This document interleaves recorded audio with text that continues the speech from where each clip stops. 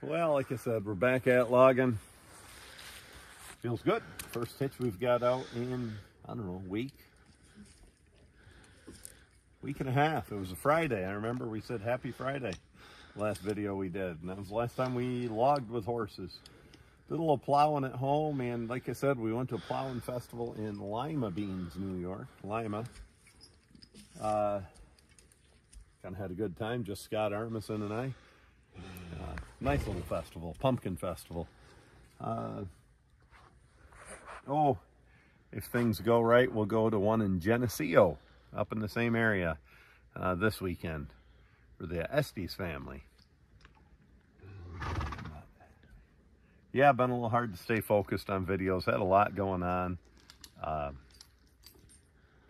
But we owe it to you.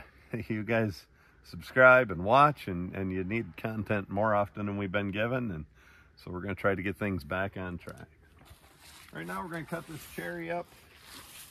This cherry was rejected, rightfully so. Sweepy, little log. We should have left it in the woods.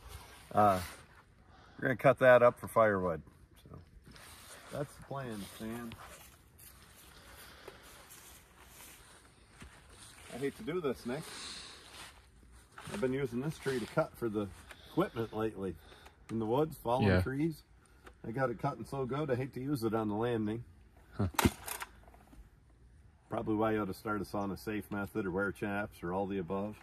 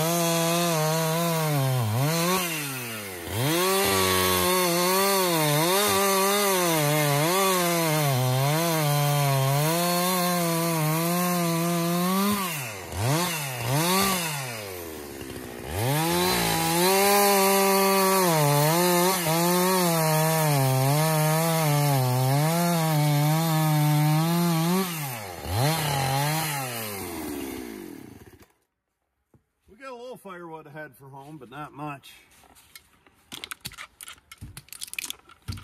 I don't worry too much. It ain't like it's the last time we'll be in the woods. I think most loggers, not all, but most are like me. Their own firewood's not much of a priority, and they don't get it done very quickly. Blacksmiths' horses and shoemakers' wives go barefoot all their lives. It's kind of the way it is with loggers and firewood, I reckon.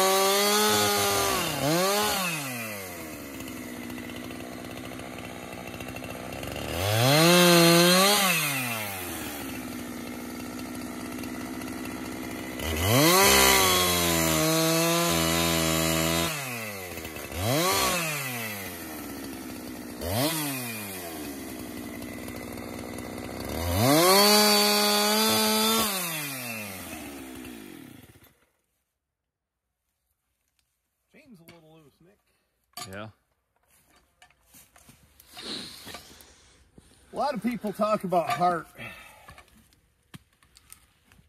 in horses. Horse pullers call it something different. We don't call it heart. We usually just say that horse doesn't have the shit. But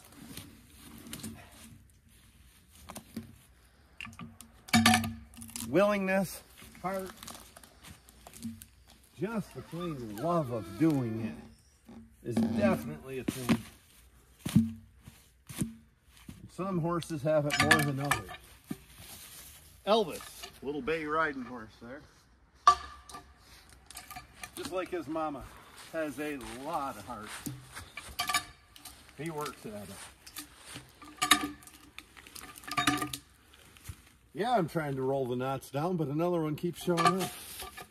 You ain't gonna fool old Chad anyway. Zodiac doesn't have as much heart. Ziggy, Zodiac's full brother, shows a lot of heart. Now we haven't put him in a, he's young, we haven't put him in a spot yet, but some show it right from the start. Brian's Rocket Man horse, Brian Armson, who you hear him in the woods, he's our logging partner. He's cotton. Rocket Man showed heart from the first minute you put a harness on him. Some do. Coming up this hill out here with this hitch, you know, it'd been a week and a half since they'd been logging, and Elvis was just marching, stomping, feeling great, happy to be doing it. And Zodiac's along for the walk. Zodiac doesn't, and maybe never will, have the heart Elvis has. But there's differences. Whoa. And one of them is, whoa.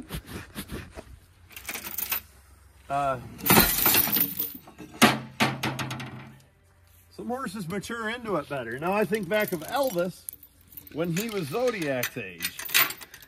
He could be a fine pulling horse, but he really didn't show it. He didn't love it. He loves it now. That's what he wants to do, is be a pulling horse. He didn't love it back then the way he does now.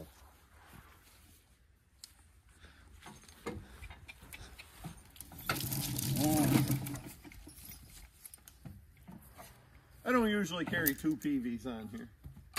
So all I was thinking is, Elvis, when he was at Zodiac's age, probably didn't act a lot different than Zodiac. I mean, doing everything he should, keeping his end of the evener up, starting promptly. He just wasn't quite as bold and aggressive as Elvis is about it. But neither was Elvis 4 years ago, 3 years ago, I guess it were. Whatever the age difference is in them, those two.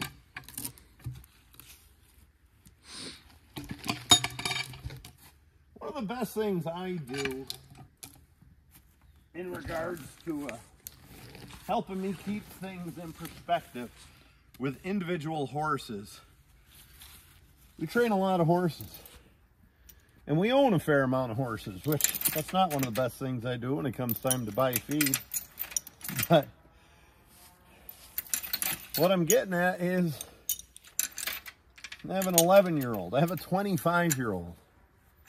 Elvis just turned 7. I have a 3 and a 2-year-old.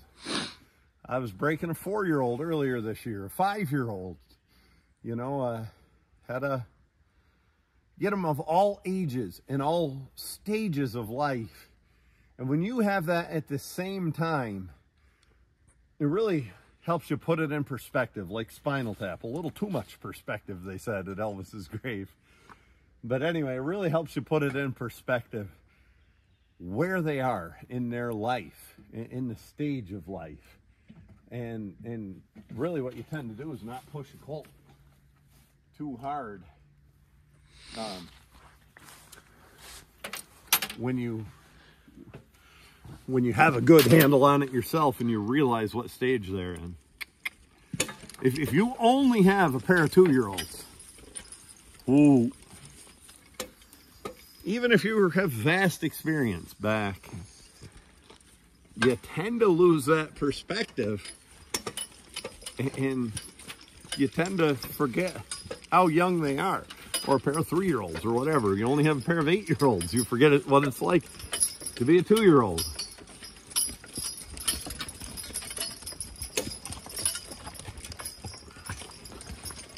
And you know, one of the things I always say, every horse is an individual, and treat them as such.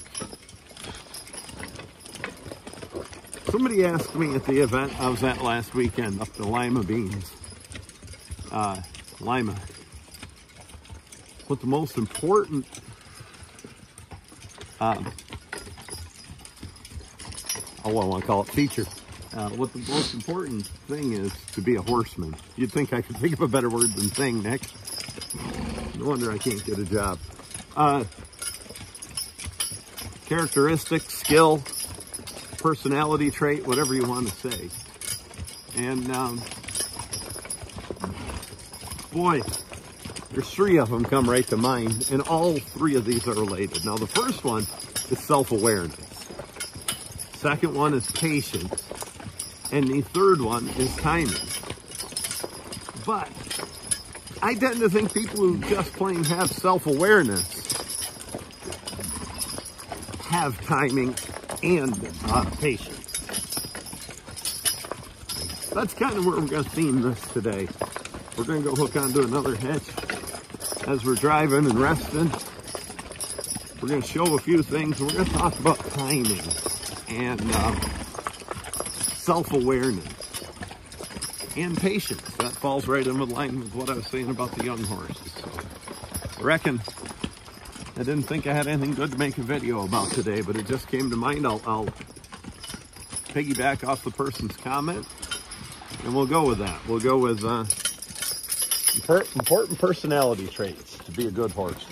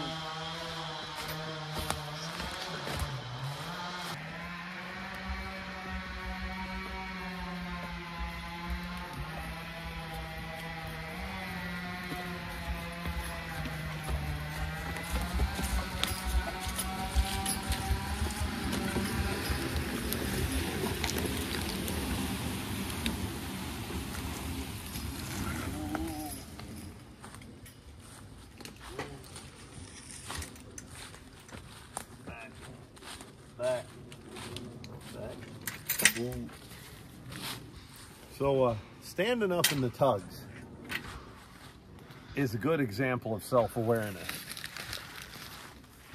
or more accurately, backing a team up, and they continue to back up after you say whoa. A lot of people don't realize they're still pulling them back with the lines, even though their mouth is saying whoa, giving them mixed signals. And it's just, you know, they don't have the self-awareness often because they don't have the experience, or nobody ever pointed that out. Hop on, Nick.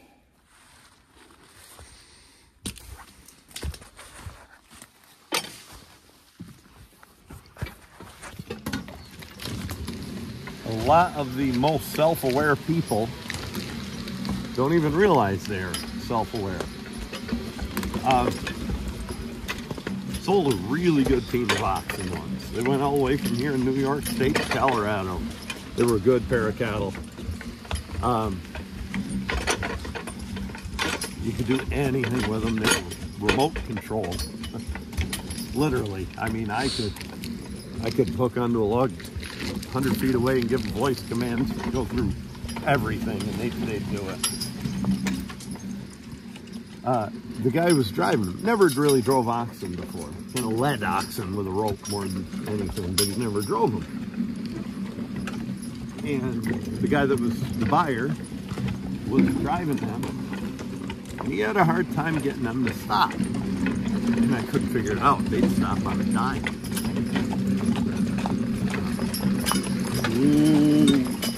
Ooh. My dad was there. My dad was good with that team. he couldn't quite put it together. He was one of those guys.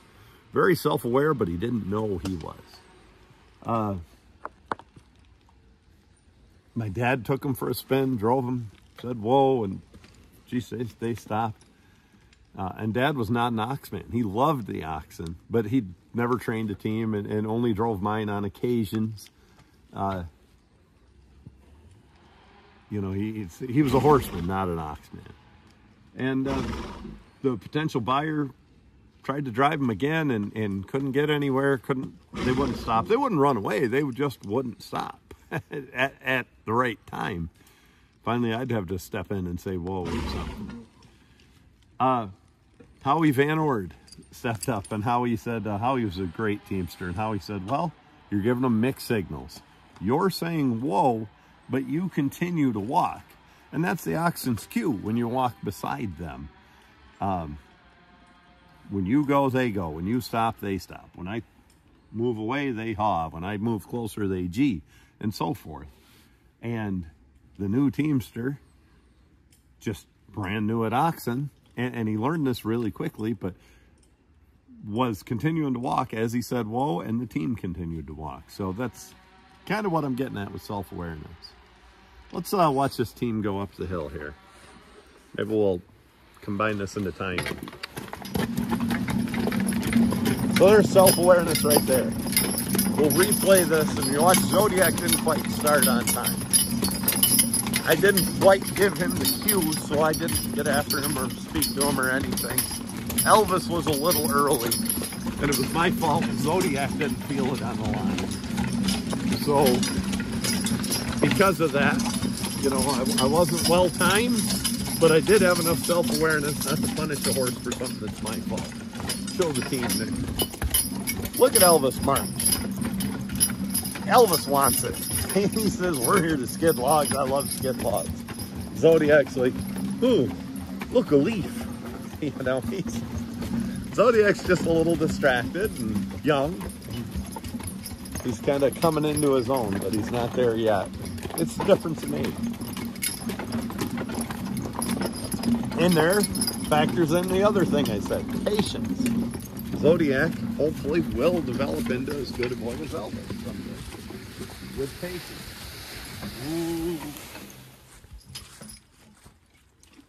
Woo. Woo.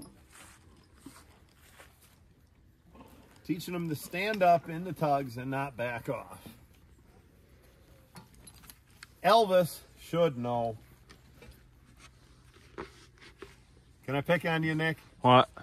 Elvis was getting away with that last week in the woods. I drove Brian's team and Nick drove this team, and Nick's not quite the stickler on this leaning forward stuff that I am, and Elvis was getting away with it, and you know, he tried it. Now, timing. You saw me touch him with a whip. That's all it took. One little flick of the wrist. Now look at him. It was well timed. You have to do something in the moment in regards to timing.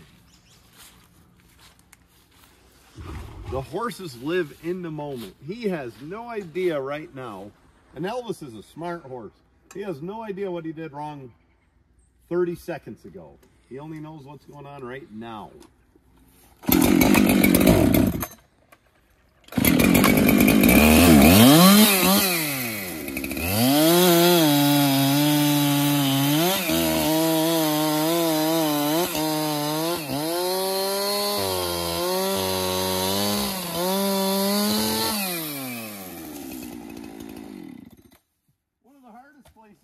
That is catching a horse.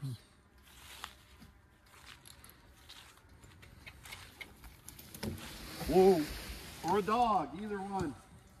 Dog won't come when you call him. Keeps running off and running off every time you call him, and he won't come to you and you can't catch him. Or a horse, same way, catching him out of the pasture. Elvis. Elvis. Good boy.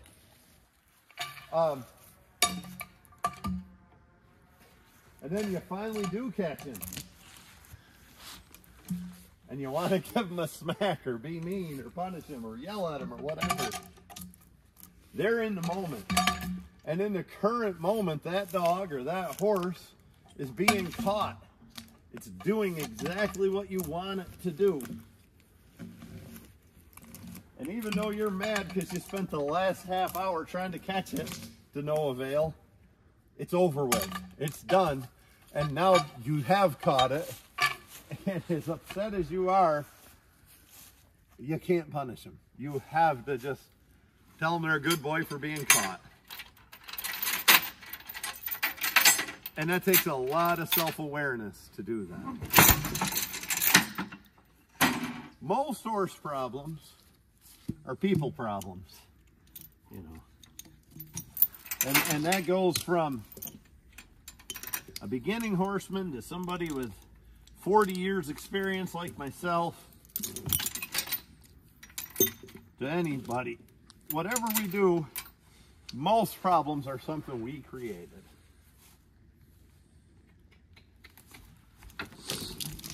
Ooh. Or we're giving them mixed messages, or we're not being clear, or we pushed them into something before they're ready.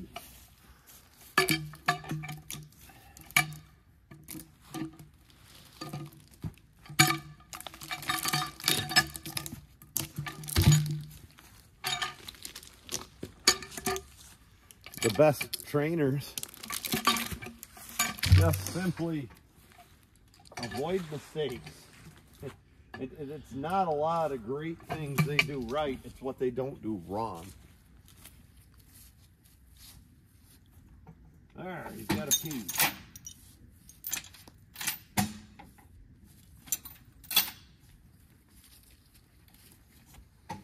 Ooh. There. Finally. I've kind of been waiting for that. And I expect him to be a little more aggressive and comfortable. Now that he's peed and damaged the atmosphere with that fart.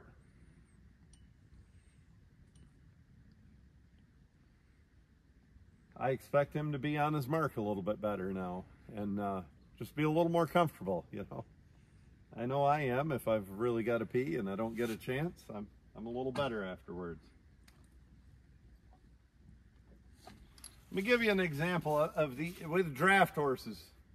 The first place I see people who aren't self-aware.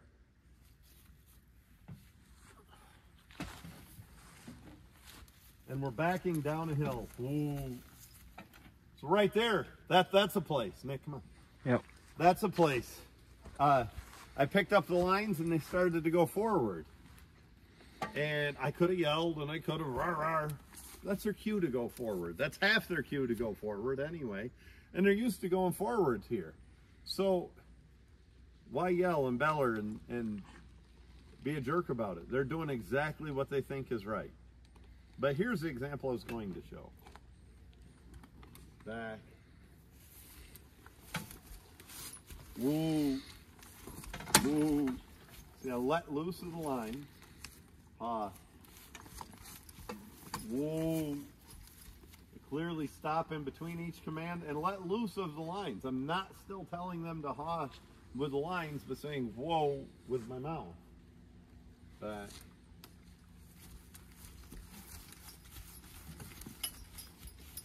Back. Whoa. Back.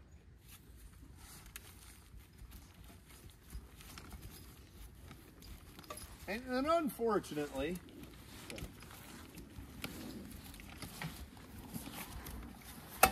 ooh, the same goes with reward, and people don't like to hear this, but ooh, that. I'll show what I mean there. Ooh.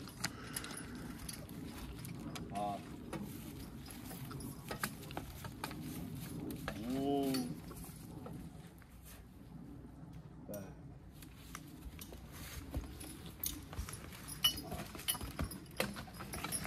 Ooh. So there we are. There's self-awareness that made them back up well and do well.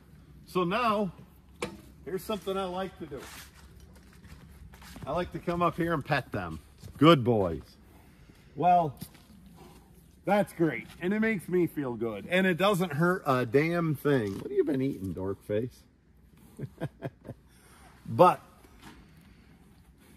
it doesn't help anything either. It doesn't hurt anything, but as far as they just did a nice job backing up and turning, and I want to tell them good job on that. They have no idea why I'm telling them good job. It's 5 seconds is as good as 5 minutes or 5 hours later with a team of horses. They just don't retain that long to realize they did a good job backing up. I mean, they're all done backing up and they're in the current moment.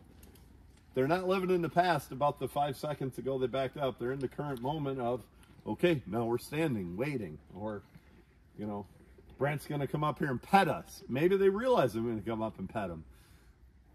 But they don't put 2 and 2 together that I'm petting them for that good job they just did. People don't like to hear that, but I mean, you can't have it both ways. I mean, you can't punish them 5 seconds after it happened. You have to be in the moment, well-timed.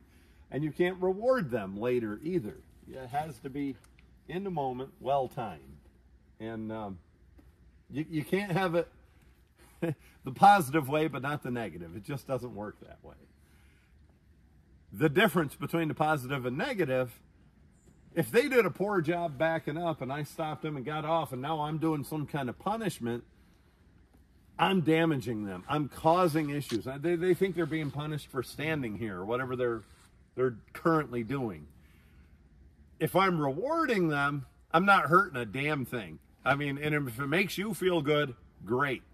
But they're not putting the lesson together, but they're not hurting anything. Mistimed punishment can hurt a lot, an awful lot.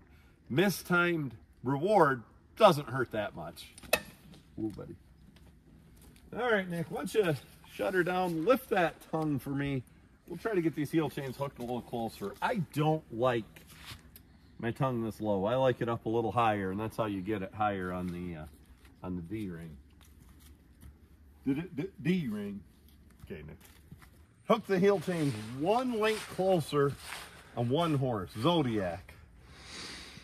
He's what we call 2 from the D, and Elvis is 3 from the D. And you notice this is up a little higher. Elvis, 3 from the D. He's also the stronger, more mature horse. Zodiac's 2 from the D. That'll also even them up a little bit. I like to have them even when I can. You know, if Elvis is 3, Zodiac's 3, but doesn't always work that way.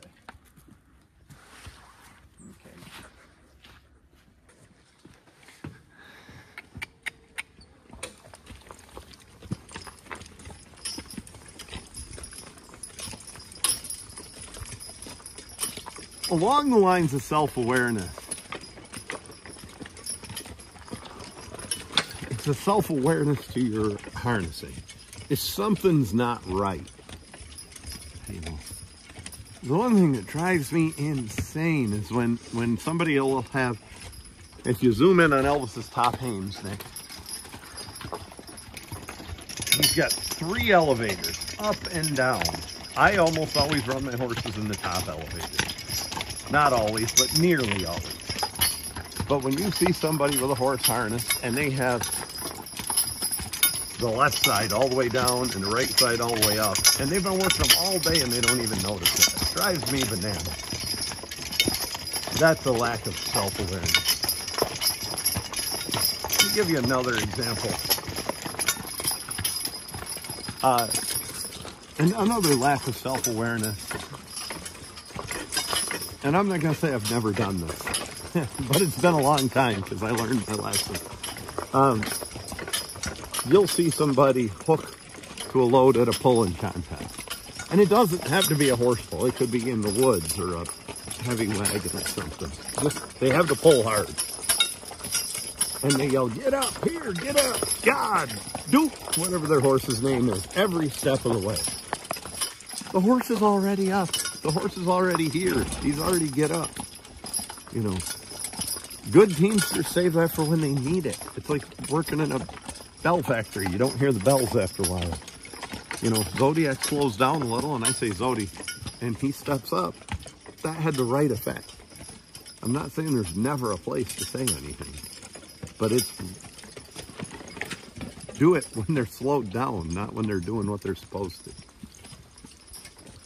If, you know, if your wife keeps telling you to paint the porch, paint the porch, paint the porch every day for weeks, and you're out there with a can of paint, a brush, and you're painting the porch, and she's still yelling, paint the porch, paint the porch. Well, you're doing it. What the hell are you yelling about? And that's how it is with the horses.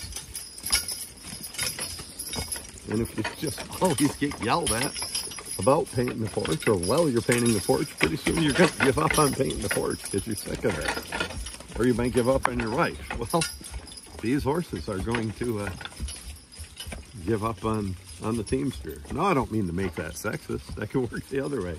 Maybe your husband's the nag. Maybe he's telling you, I'm sick of them damn horses out in the barn.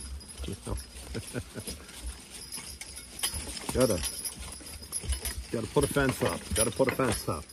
You finally are putting the fence up, and he's yelling at you, put a fence up, when you're already doing it. Same thing, just a different point of view.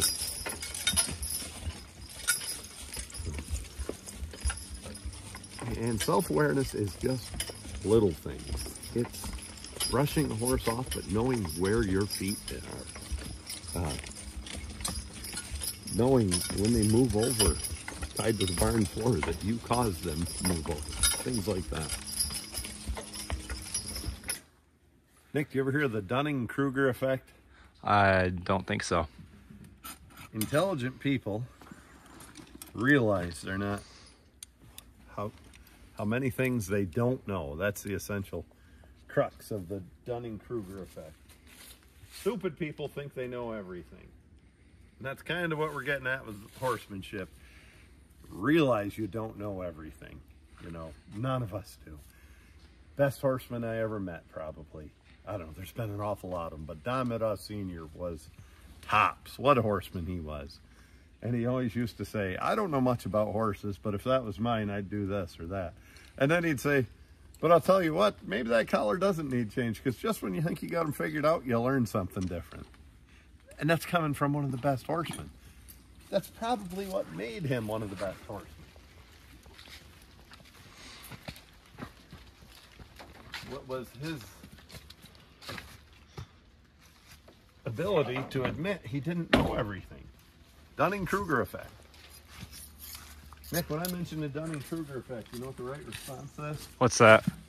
I already know all about that. You don't need to tell me about it. I know it all. Well, we better get this raker gauge and file back in the woods so timber cutter can keep cutting. Not that we're going to catch up anyway, but all right. I compete with horses at horse pulls mostly. Oh, I do some farm show classes and some fun stuff. Plowing contests once in a while. And you know, some people say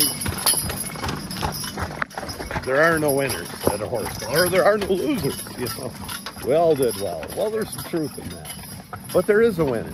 I mean, if you hooked on to 9,000 pounds and went 26 feet with it, and I only went 19, you're the damn winner.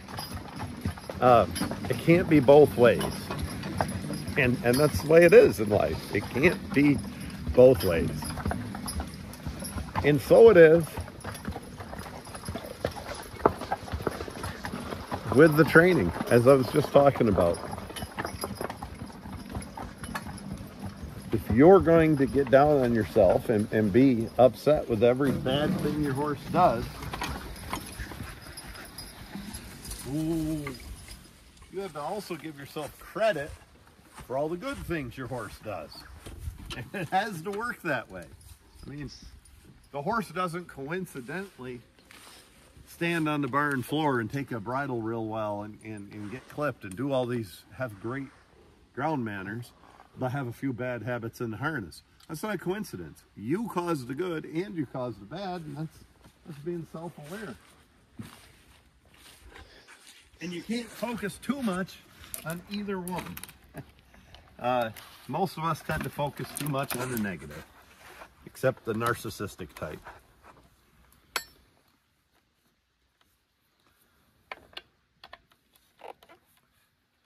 Got an idea we're due for a file-in, Nick? Yeah.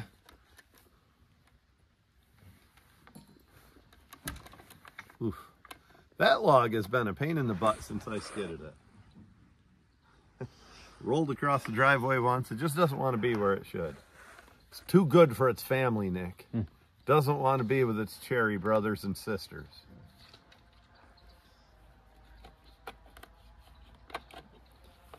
Why don't you grab that PV and roll it over there before it causes an issue, please. Yeah, that log out there. I imagine if Nick spins it or we put a little wheel chock on it or something, it'll behave better. So here's some general life advice that my brother teaches people. He used to manage salesmen. He used to teach classes over at Alfred State College. And this is good general life advice. It's also good horsemanship advice. You got her, I think. And the advice is, find your good habits and guard them closely. You know, we all have bad habits. We all smoke cigarettes or swear or whatever our bad habits are. You know, we're human. We have them. But find what your good habits are. Maybe you're a good dresser. Maybe you're a safe driver. Maybe you are good at being on time or waking up early. Specifically to horses, maybe you're really good caretaker, feeding the horses. Maybe you're really good with your hands on the lines. Whatever your good habit is, you know, maybe you communicate clearly with them. Quiet. Boy, I like a quiet teamster. Maybe you're naturally quiet. You don't get loud. You don't yell. You have a good demeanor. Whatever it is, we all have good habits. Somebody that's never drove a team, I guarantee has some good characteristics along with some bad. But we all have some good habits. Figure out what yours are and don't let them slip. Because it's one thing to build new habits and to overcome some things you're not good at. Maybe a loose line and your team wallows around. Or, you know, maybe you're the opposite. Maybe you're in their mouths too hard and their bits are shoved up in their cheeks. Whatever the case. You know, it's important to work on that. But it's equally important to maintain what you already do well.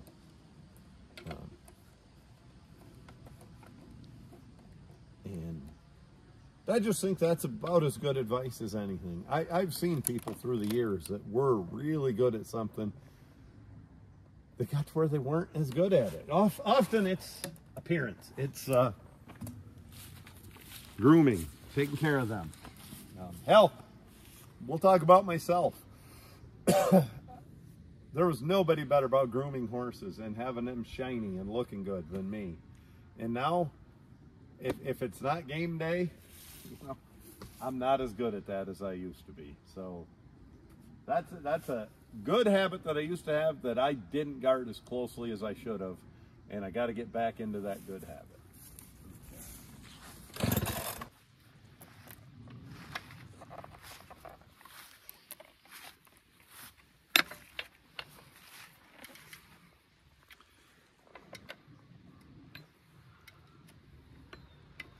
I used to have the good habit of taking care of a chainsaw really well.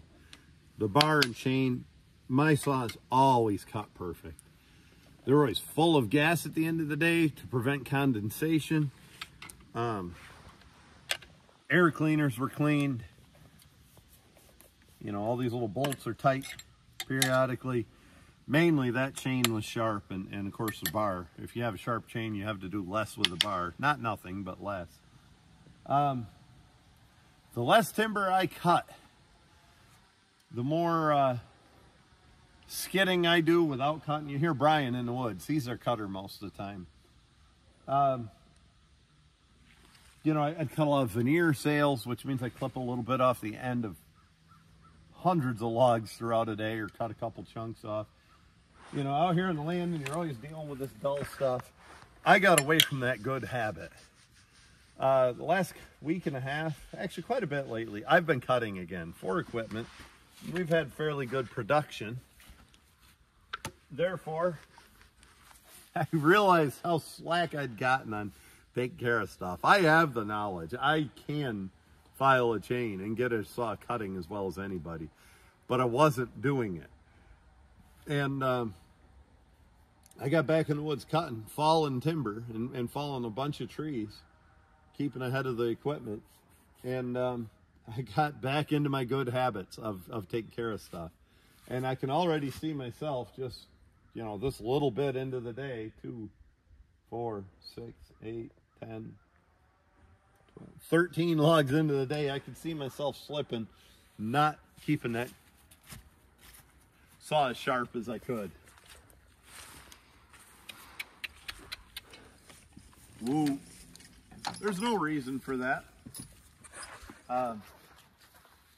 There's no reason for me not to keep this saw as sharp as I should. It's just as important to have a sharp saw out here as it is in the woods.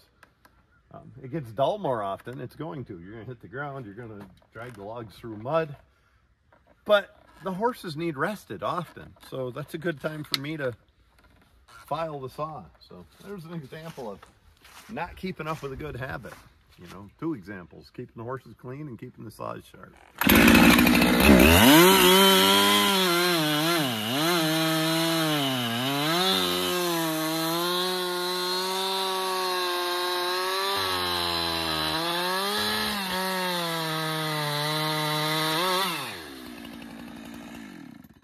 I told you folks not to focus on the negative. Well, you got to be aware of the negative, but don't dwell on it. Give yourself credit for stuff. Well, I'll do that with myself, too. Woo. The one habit, woo, you heard me. That was timing right there. He was in the act of backing up when he's supposed to keep it tight. This chain is not supposed to lean backward. It's supposed to be level.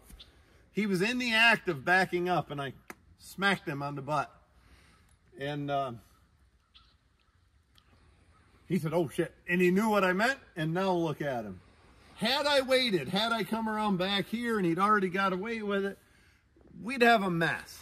But since the timing was right, he knew what he was doing wrong. Something else I did also falls under that's timing. This is self-awareness. I didn't make a big production of it. I didn't yell. I didn't make a whole scene. I was talking to you folks on the camera. My voice didn't even break. I smacked him on the ass. He knew what I meant. It was over. I didn't yell. I didn't make a little problem a big problem. So there.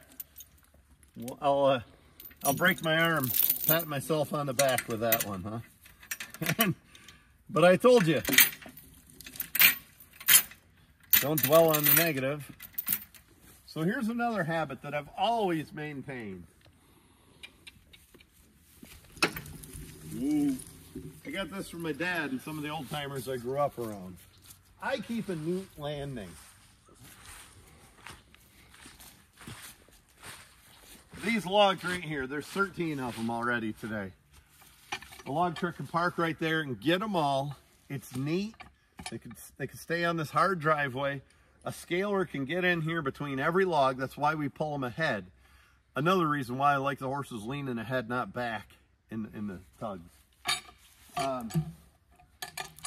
And I've just never let that good habit slip. I've just always thought,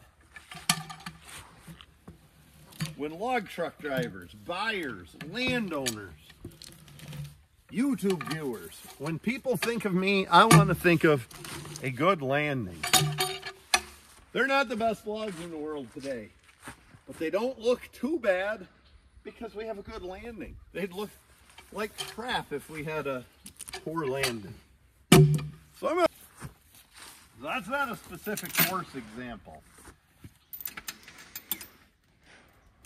but it is an example of self-awareness and guarding a good habit.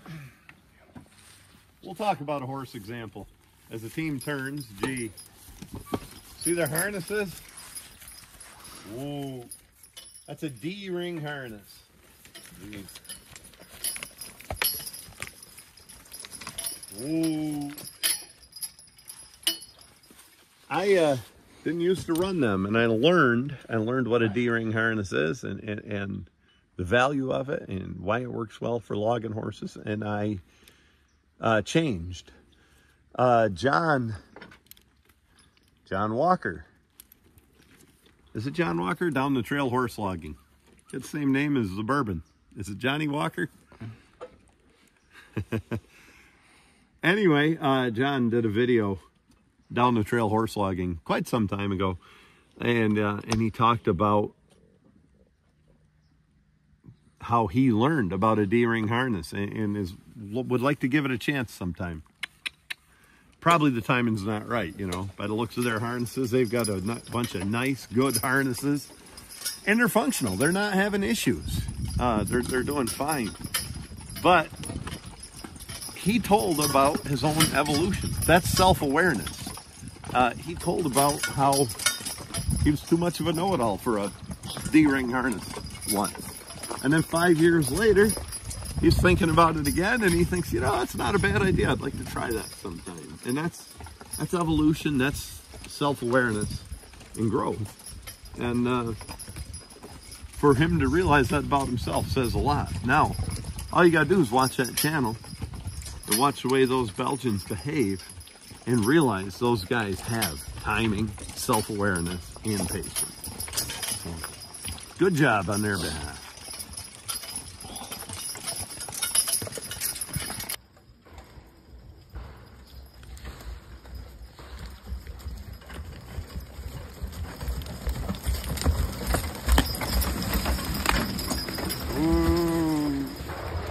We got two soft maple. Both of them were fell with a butt to the landing. They were close to each other, and we could get them easy.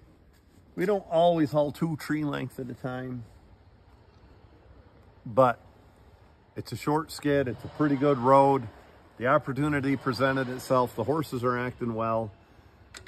The young ones set in an inch advantage.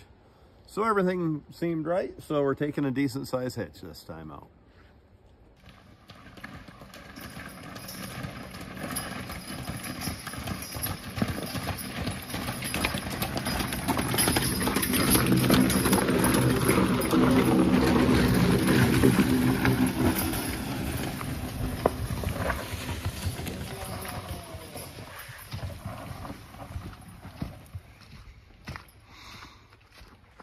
Here's a step toward becoming self-aware.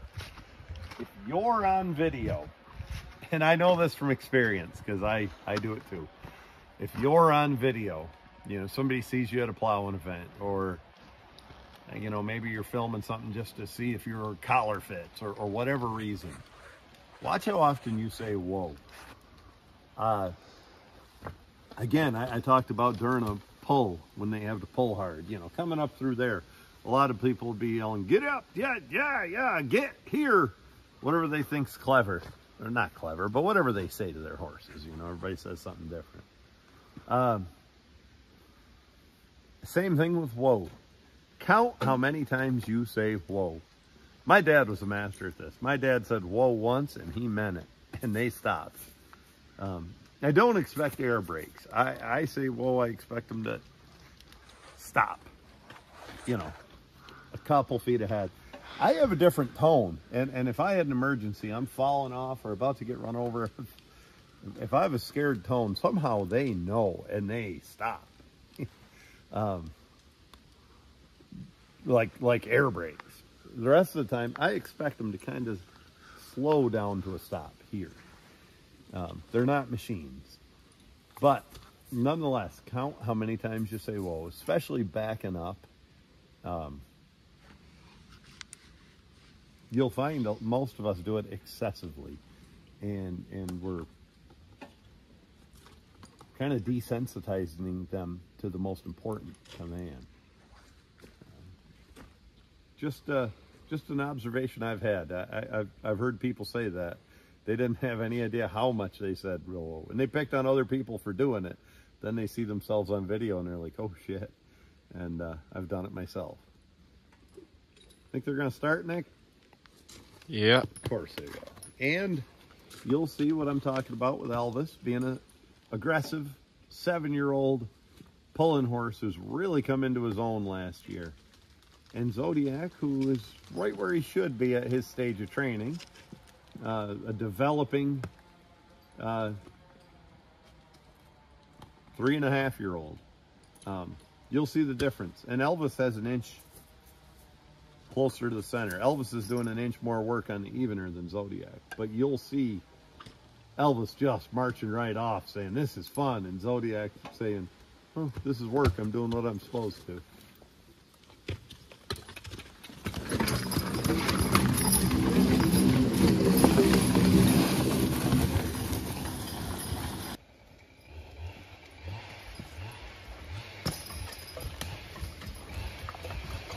Nick's doing the driving.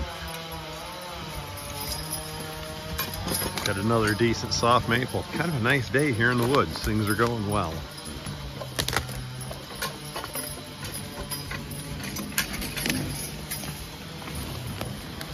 I should end this video before you see the end of the log. Ah, it's only got one hit of worm. Should be fine. Going around a smooth corner here.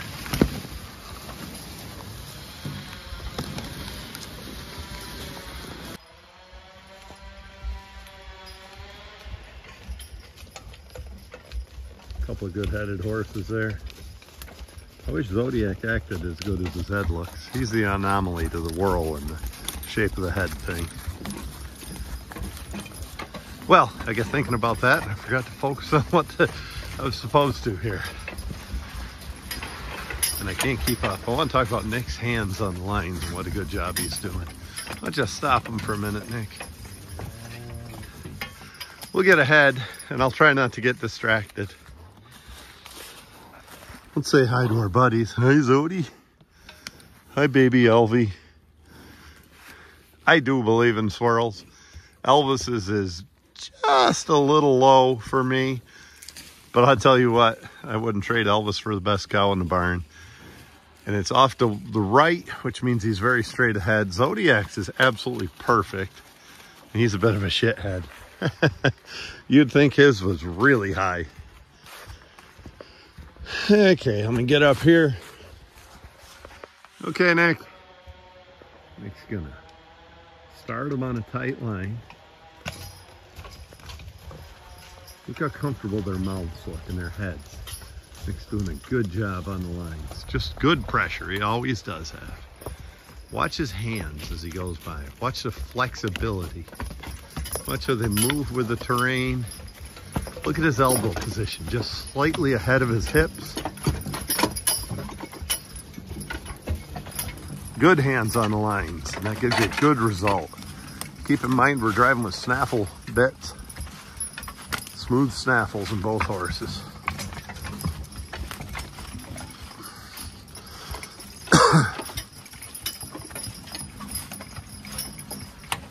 Guess we'll get up the hill a little bit and we'll watch him drive up the hill. Driving uphill. Notice Elvis likes to put it to him a little on the hill. Nick's hands keep that right under motion.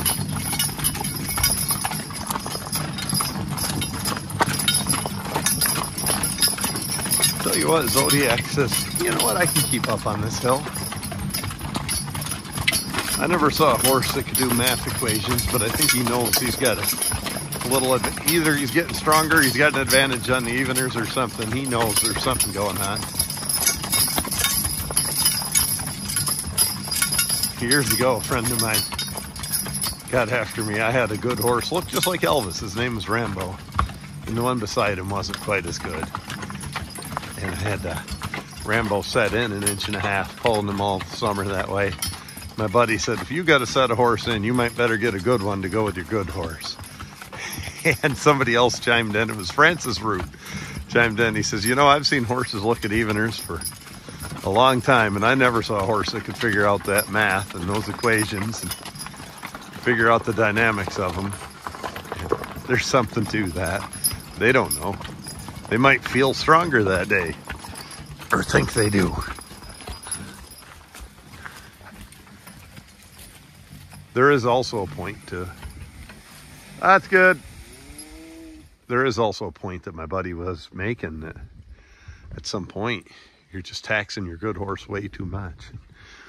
We've been doing that with Elvis lately. It's either time to get a teammate that'll hold Elvis on the even, and that's not in the checkbook, or sell Elvis to somebody who can take him to the next level. So, because you can't keep pulling a horse for that long, that far in the hole. And, you know, at some point, it's just not fair to him. Got Nick driving Zodiac and Elvis. Got a decent cherry here. It's up in the air. That'll make a good one to hitch to. We'll put a choker right on that. Nick will swing the team right around and right back the way he came to the landing. I'm going to shut the phone off for a second while I put the choker on. All right, the way that cherry sat up in the air, balanced over that stump. We're lucky it didn't crack, but it didn't, and we got a good place to hitch. Go ahead and send him to landing, Nick. I'll help you cut him up out there. Whoa!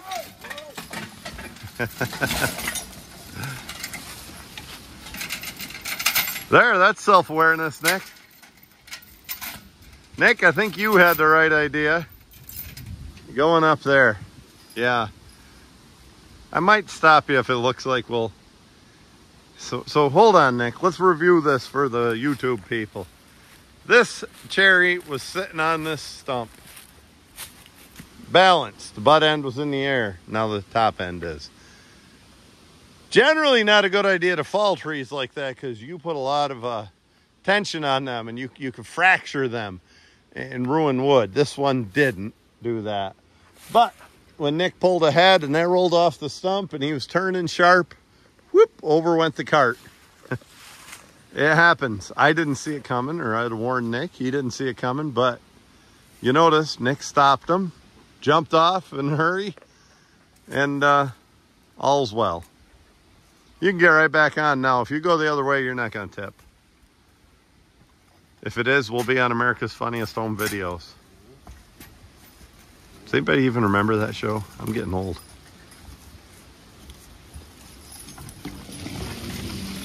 I think it's just got replaced by something called YouTube. That's all what YouTube is. There, Nick went on a straighter shot. Honestly, that's what he wanted to do to start with, and I kind of wanted to put him through there so we didn't corner on this cherry. Headed to the landing.